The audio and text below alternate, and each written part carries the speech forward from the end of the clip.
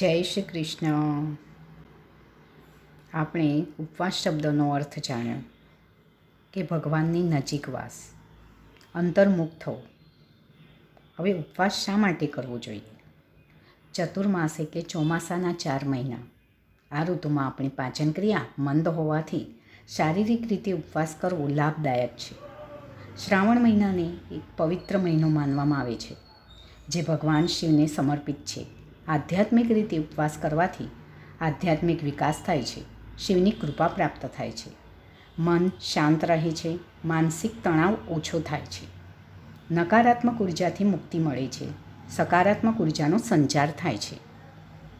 આપણા શરીરની અંદર જે કંઈ રોગ પેદા થયા છે અથવા તો મનની અશાંતિ પેદા થઈ છે, તે આપણા ખોરાકને કારણે છે. વધુ પડતો ખોરાક ખાવાથી, વારંવાર ખોરાક ખાવાથી, શરીરને અનુકૂળ ન હોય તેવો ખોરાક ખાવાથી, ટાઈમે અથવા કમોસમનો ખોરાક ખાવાથી, તમારી પ્રકૃતિ વિરુદ્ધનો ખોરાક ખાવાથી, આપણે જ્યારે બીમાર હોઈએ ત્યારે ખોરાક ખાવાથી વગેરે કારણોથી આપણા શરીરની અંદર રોગ પેદા થાય છે. વધુ પડતો ખોરાક ખાવાને કારણે એસિડિટી, અપચો, gas, cholesterol, diarrhoea, vomiting, diabetes, blood pressure, obesity, આળસ, જોઈન્ટ પેઇન, શરીરનો દુખાવો તથા કેન્સર જેવા રોગો પેદા થાય છે. તો કોઈપણ વસ્તુની અતિસારી નહીં.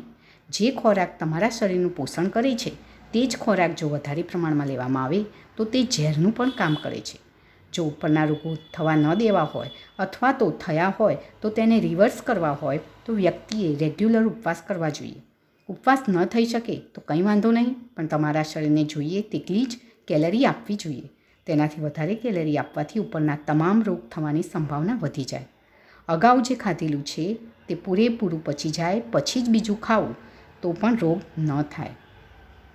આજે આપણે આટલું જાણીએ, પછી ઉપવાસના જુદા જુદા પ્રકાર કેવા છે અને કેવી રીતના ઉપવાસ કરી શકાય તે આગળના ભાગમાં જોઈશું. ત્યાં સુધી જય શ્રી કૃષ્ણ.